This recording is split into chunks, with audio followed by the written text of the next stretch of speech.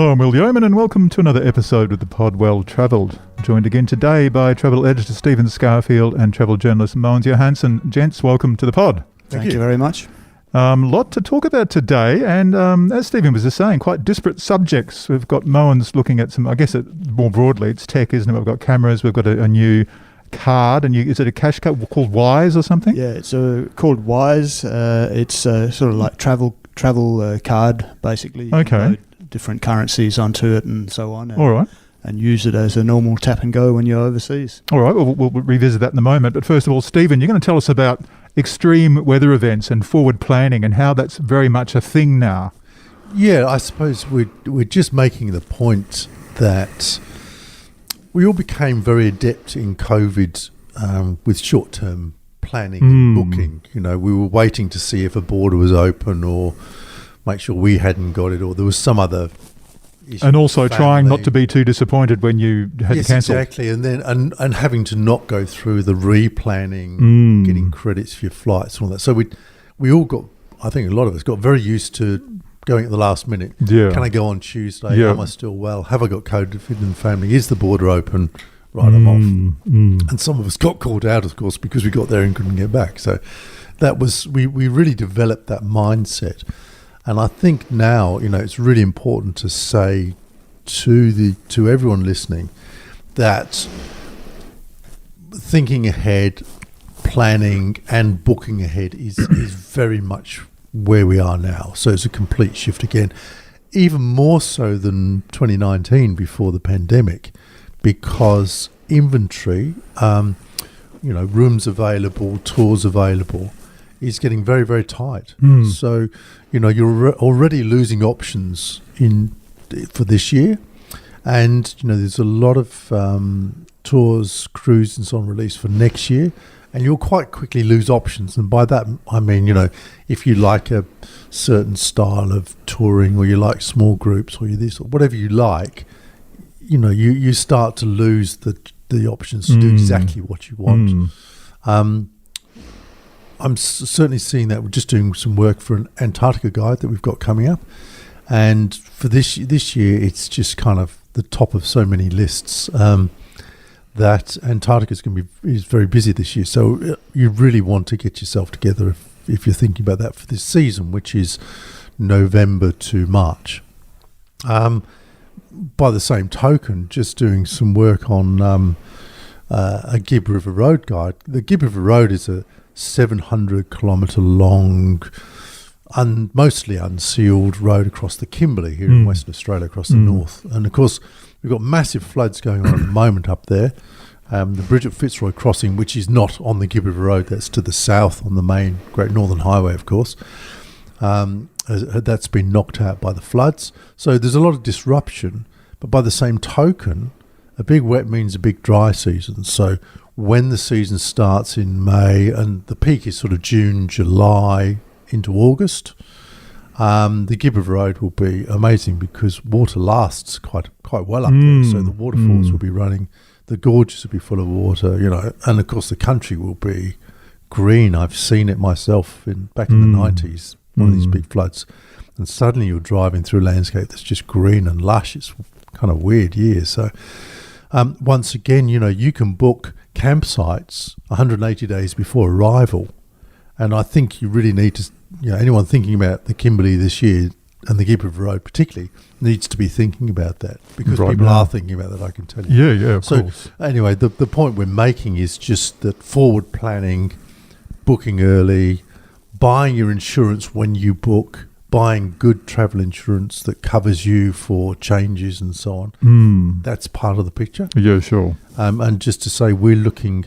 at the moment, NIB cover more, really good options for a lot of travel. Even something as, you know, from Africa to Europe, I'd be looking at those.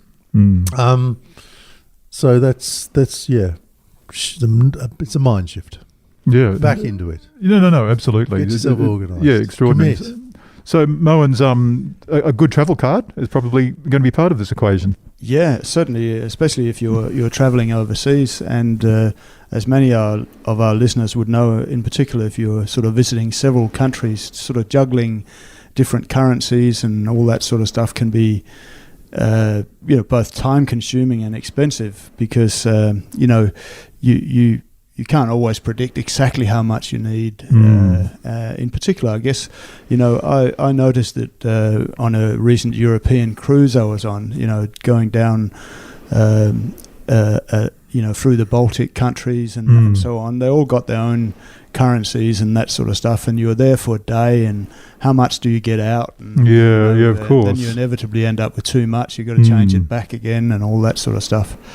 So one way of managing it, of course, is to use these, most banks have got these things called travel cards where you can load different currencies on and withdraw from the ATMs overseas and so on. But there's a sort of relatively new product on the market called Wise.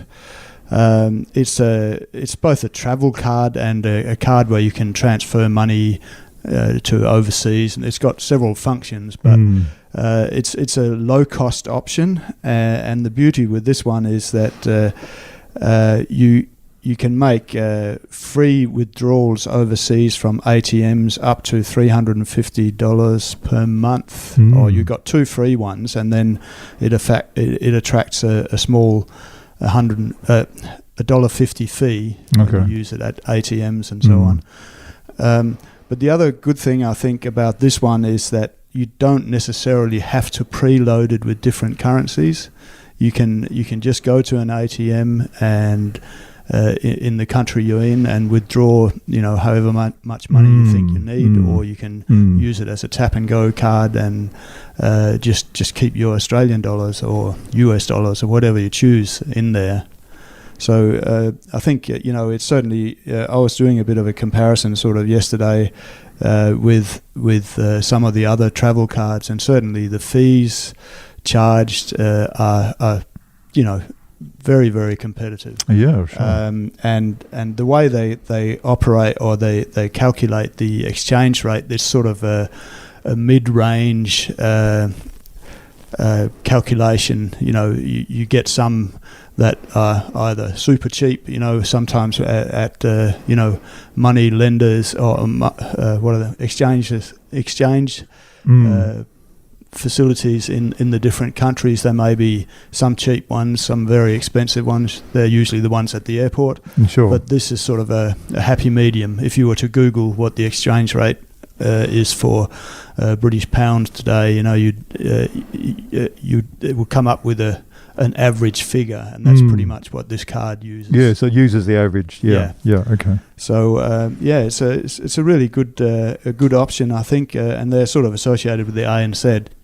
So it's a highly regarded. It's not a startup or anything like that. Exactly. It's got that it's no support. I think that it's interesting, because I was trying to get my head around it too. That being able to just basically load it up or put money in there, and obviously for us Australian dollars, and then not having to allocate it to different currencies is the sort of point of difference. I think that's the main difference. Yeah, I think that's really good. But the fees are also also cheaper. Yeah, true. For sure. And then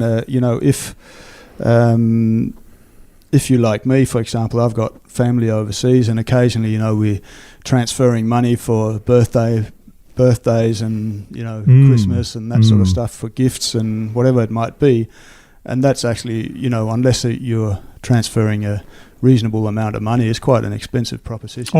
Half the money goes in fees and charges. Yeah. So with this card, if at the other end they've got a Wise card as well, it's actually a pretty cost-effective way, much more cost-effective than some of the ones I've used in the past to sort of send money. Sounds I'll fantastic. definitely be looking into that. And I wanted to ask what the spelling is. Is it just WISE? Is it WY? Is it an acronym, or is it just the word WISE? WISE.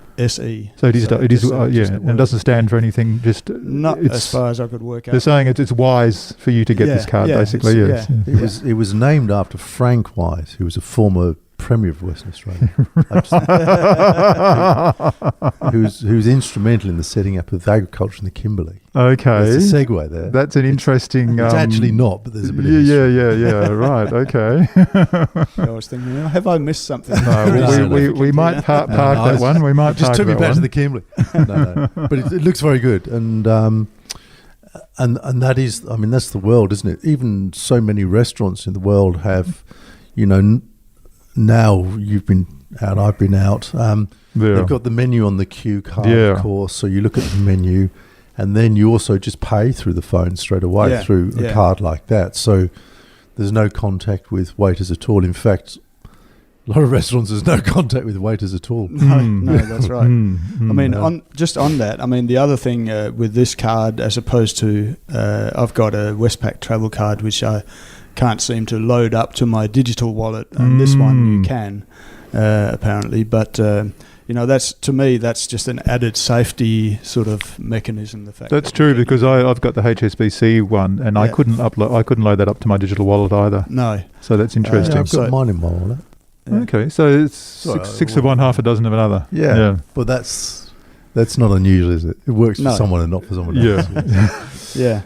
But to me, certainly when you're travelling overseas, that it's good to have. You can have the card in the safe at the the hotel or whatever, or on the ship or whatever where you're staying, and then use your phone as you normally would here at home. Very true. Good. So. Nice. We want to talk about cameras, and this will be a broader discussion actually, because we might segue to your forthcoming photo walks with phones as well. But sure. First of all, what have you got for us? Well, there's I noticed a few weeks ago, Panasonic they just announced that they have 2 new cameras coming up. It's their full frame. It's the Mark II version of their full frame mirrorless cameras. Right. It's Okay. Just sort of been updated. Wow. And the main sort of improvements in this is basically the autofocus mode. On the Panasonic, that was perhaps the only thing that sort of lacked a little bit in their sort of early forays into the full frame market, was the autofocus. But they've the cameras are not out yet, but they've put in a new on sensor phase detection autofocus system, which is the same as what most of the other manufacturers use. So I expect that to be tickety boo now. But we'll have to see until we get the camera in our hands. But certainly it sounds like that particular issue has been solved and now. Rectified. Yeah. But they're Panasonic's, I've always really liked their cameras, whether it was the Micro Four Thirds crop sensor cameras, that they've got, some terrific features in them, and they have the Lumix lenses, I've got one of those actually, as you might recall. They're fantastic. That's right. I mean, they're great lenses, and the beauty with these full frame cameras is that they share the same mount as the Leica cameras, so the Leica L mount, I think it's called. So there's a huge range of lenses available. So it's if you're looking for a full frame camera, these are definitely going to tick a lot of boxes for people.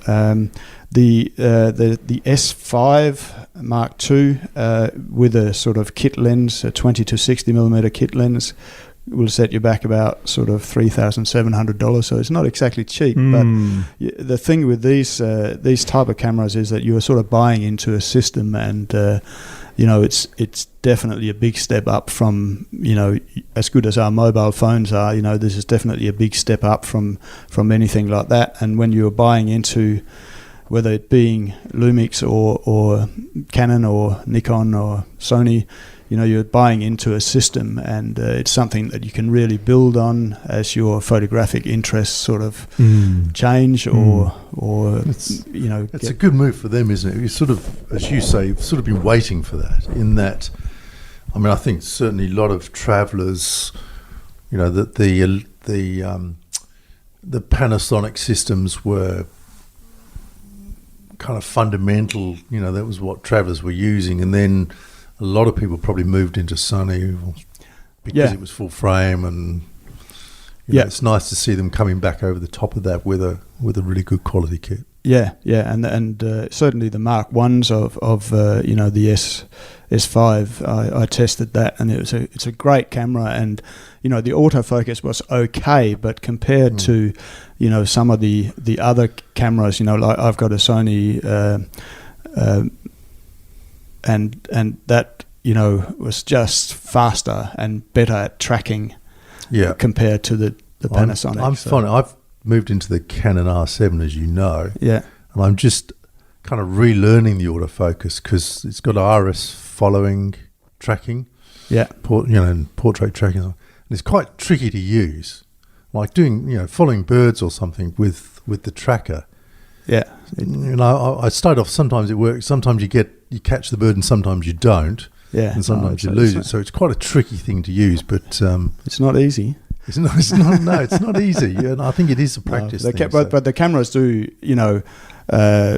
like yours and the Sony and hopefully this one as well. Now they are really good at, once it locks onto something, they're really good at tracking. Yeah. So you hardly get any, if you're shooting a dog running towards you, or you're shooting birds or whatever it might be. That it will hold focus, and you hardly get any frames that are out of focus. So. It will, and I guess, what I'm also saying to everyone listening is that, like you, we've been at this a long time, but with a new camera, I'm out practicing. I'm going to Africa in April, and I'm out practicing getting my skills up ready for that, rather than just packing it and... Just set it on the elephant mode and you'll be okay. Probably easier to track an elephant than it is to track a bird, presumably. I'm better at anything than stationary. We've established that. Yeah. As long as it's not moving, I stand a chance. But, I do think getting a camera out and practicing before a big trip like that is part of the trip. I think a lot of people do just put their new camera in the bag and work it out when they get there. And certainly with these, all the modern cameras, regardless of what brand it is, they generally speaking have got several autofocus modes. So,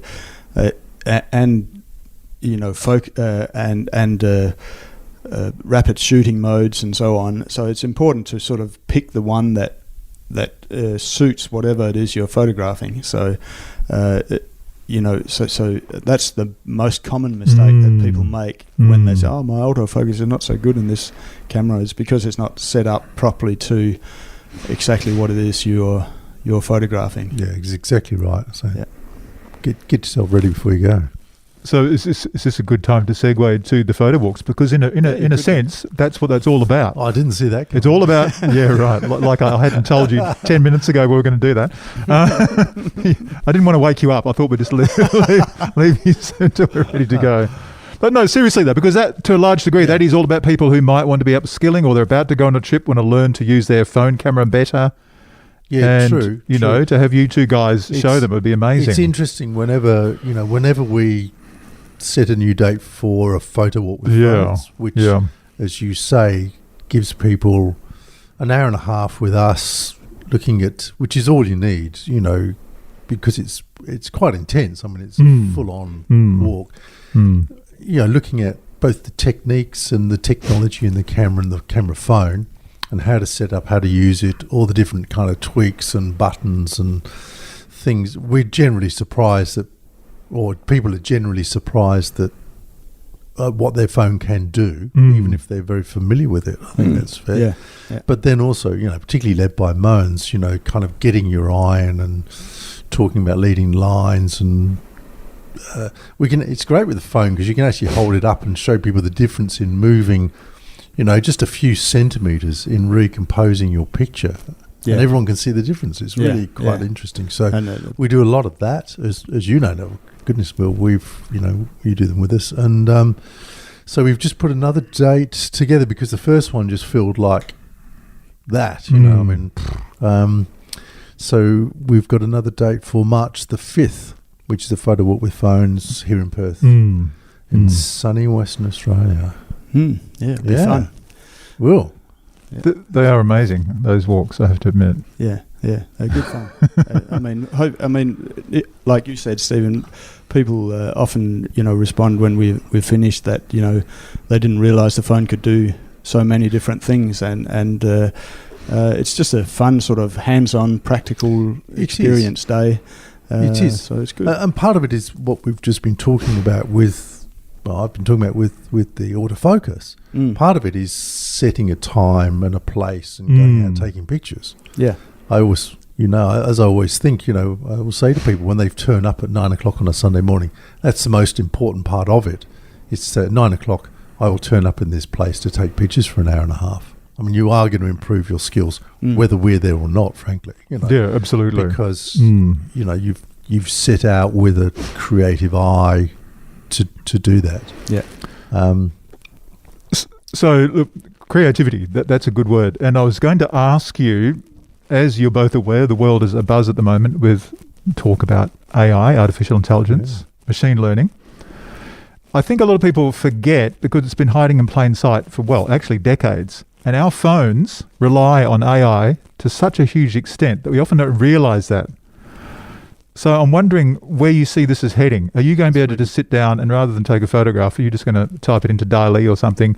Oh, give me a photograph of a sunset in, off Cottesloe Beach at 7 p.m. at night, and it'll pop it out. It's interesting. We've all been talking about this in terms of, as you mentioned, DALL-E, in terms of creative as a visual bot that, can create.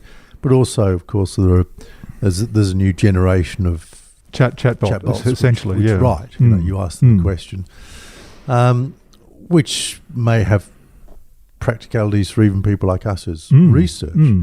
But there is the human interaction. I mean, I always say with what we do, when I'd rather have a bad picture taken by us than a good picture from a public relations company, because we were there and we saw it, and our audience, our readers, know that they are physically looking through our irises at what we saw. And I think that there's a connection with the reader or the audience in that's very important. Us, when we publish a picture with our name on it, I mean, that is exactly what we've seen and how we've seen it a few days before, which is very different to asking DALL-E to create you a picture. Exactly right. Which has no provenance in reality, as in, I was standing, we have a picture this week, I had my breakfast in Bali served on a floating tray up to my back door, which was on this sort of, I know. As you do. Look from Mogens rolls his eye. But I mean, and there's the picture, and that's actually what happened. You could ask DALL-E to create you a picture of a floating breakfast, but it's not. I'd actually love to see what it comes up with, to be honest. But it's not. The mind boggles. It's not that breakfast, and if you ask ChatGPT to write you 500 words on having a floating breakfast in Bali, it will do it, but that I'd also love to read that too, because it'd be quite surreal. It's not a valid experience that I've had. It's not, but what I was saying to you, and going back to the whole photo walks with phones and the way our cameras operate, if you take a photograph with your iPhone of that scene, that's actually not what you saw. That's already a collaboration between you and AI. So it's all a question of degree. That's what I'm trying to get across. It's very true. It's very true. So I think people need to understand that. Yeah, it's very true. It's already part of us. But isn't that interesting? Because it already engages our mind with all those issues. Indeed. And, we talk about point of view, how you choose, how you frame the world. None of us particularly like power lines in it or other people. No. In it, or, we're already editing and curating. Exactly right. The view that we want of a place. But by the same token, I mean, if you have a portrait, a painted portrait, and you have a little fine aluminium frame around it, it'll look like one thing. And if you take that off and put a big, heavy, antique timber frame around it, it can look quite different. And how we frame it's how it's framed, yes. What we choose to look at, how we choose to look at it. And if nothing else, photography makes us pause. Rather than walking past scenes, it makes us pause.